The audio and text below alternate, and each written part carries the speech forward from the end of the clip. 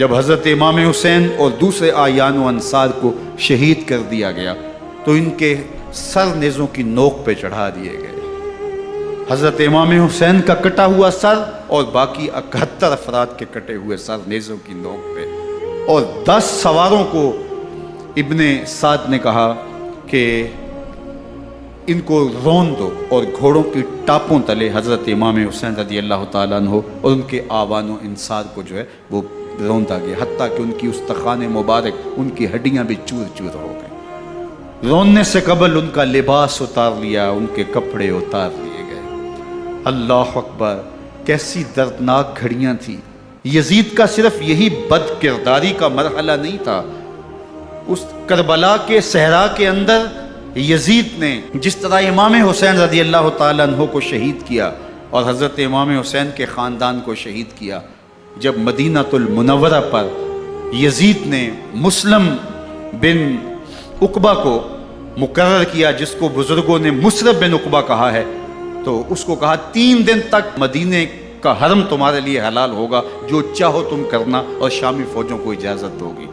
تو وہاں بھی انہوں نے 10,000 تابعین اور 700 صحابہ کو شہید کیا۔ حضرت ابو سعید خدری رضی اللہ تعالیٰ عنہ گھر سے باہر نکلے، کافی بوڑھے ہو چکے تھے، تو انہوں نے حضرت ابو سعید خدری کو پکڑ لیا، کہا تم کون ہو؟ کہا مجھے ابو سعید خدری کہتے ہیں۔ تو کہا ہاں تمہارا نام سنا ہے، اور داڑھی سے پکڑ کے کھینچا اور کہا کہ ہے تمہارے پاس جو ہمیں دو؟ تو کہا کہ میرے پاس تو کچھ بھی نہیں، میں تو فقیر آدمی ہوں۔ تو ان کے گھر ان کو لے گئے، تو 2 کبوتر رکھے تھے حضرت ابو سعید خدری نے، تو وہ کبوتر لوٹ کے لے گئے۔ اللہ اکبر۔ حضرت ابن سنان رضی اللہ تعالیٰ عنہ کو،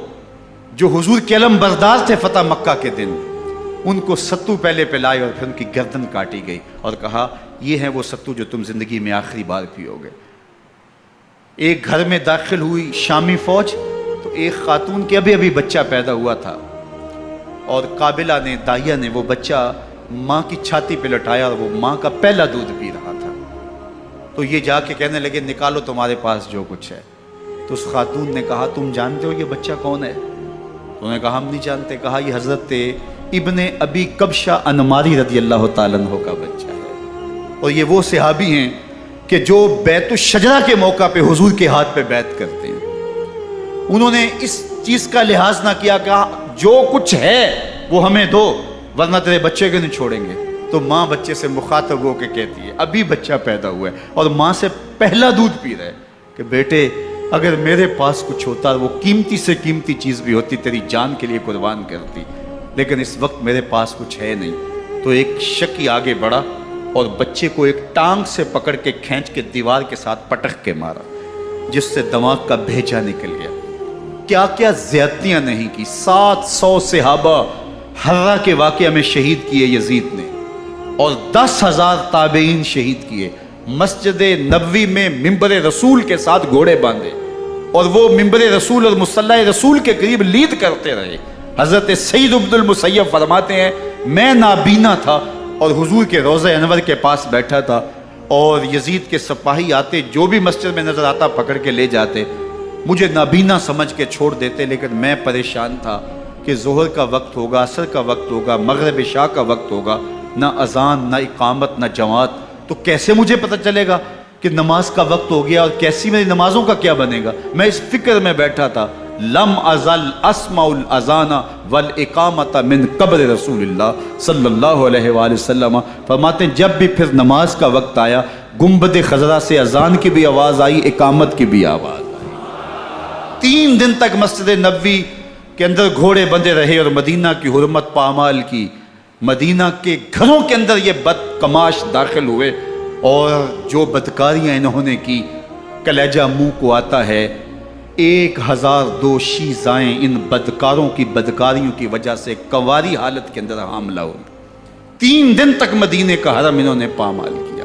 اور پھر مکہ المکرمہ میں کعبہ اللہ پر گولے برسائے، اور کعبہ کا غلاف جل گیا۔ وہ تو یزید مر گیا، اور حضرت عبداللہ ابن زبیر رضی اللہ تعالیٰ عنہ نے اپنی خلافت کا اعلان کیا۔ یزید کے یہ کرتوت تھے، ادھر اہل مدینہ کو ستایا، ادھر اہل مکہ کو ستایا، اور رسول اللہ صلی اللہ علیہ وسلم کے خانوادے کی بے حرمتی اور توہین کی۔ نہ صرف انہیں قتل کیا گیا، ان کی لاشوں پہ گھوڑے دوڑائے۔ ابن سعد اور شمر جو ہے وہ خیموں میں داخل ہوا اور مخدرات اسلام کی چادریں چھیننے کی کوشش کی۔ حضرت زینب سلام اللہ علیہ نے مخاطب ہو کے کہا، ہمارے چہرے کے رکھوالے چلے گئے ہیں، ظالم تو خیال نہیں کرتا ہم رسول اللہ کی بیٹیاں ہیں۔ حضرت شہربانو، حضرت زین العابدین اور حضرت زینب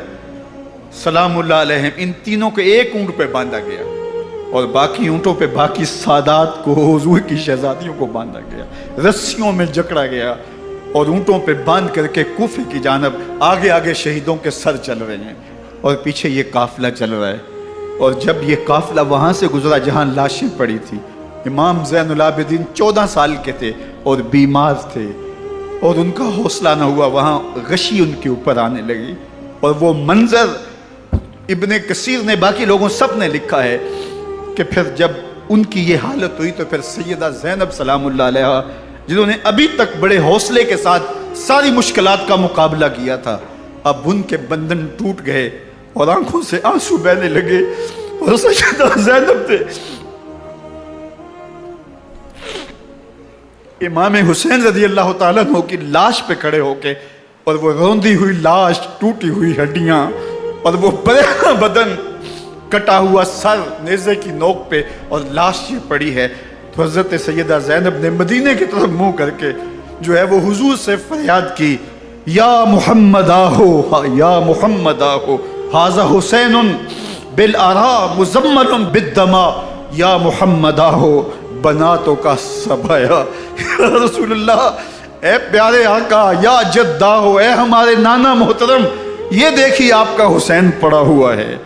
بدن سے کپڑے اتار لیے گئے، خاک ہوائیں اڑا رہی ہیں اور اس کے اوپر چادر جو ہے وہ مٹی کی پڑ گئی ہے۔ حضور آپ کی اولاد کاٹ دی گئی اور پھر کہا بناتوں کا سبایا، حضور دیکھیے آپ کی بیٹیوں کے ہاتھ باندھ دیے گئے ہیں، اونٹوں پہ کس دیا گیا ہے، سر شہیدہ آگے آگے چل رہے ہیں اور حضرت سیدنا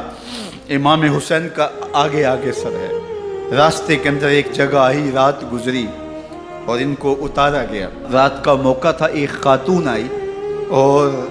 اس نے کوئی کھانا پیش کیا ان کو اور کہا کہ میں کسی زمانے میں حضرت سیدہ فاطمہ تو زہرا کی نوکری کیا کرتی تھی،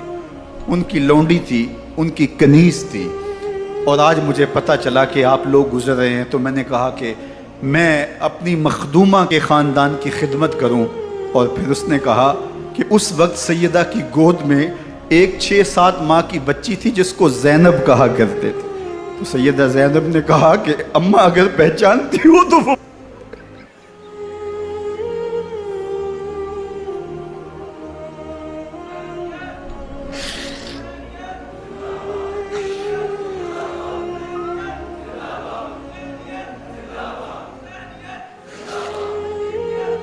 یہ تاراج اور لٹا ہوا کارواں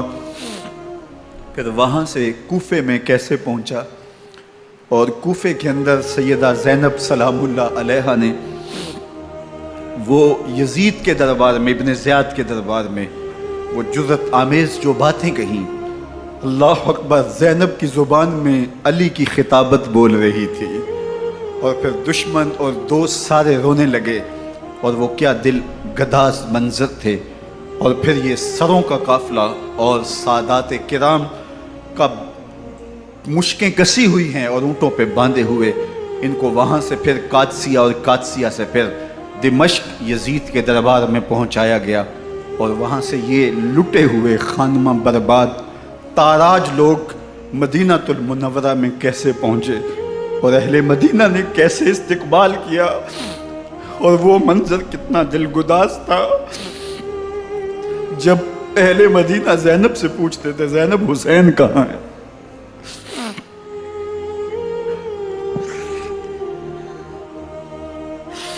بے مروت بے وفا تیرا بھی کیا افسانہ ہے،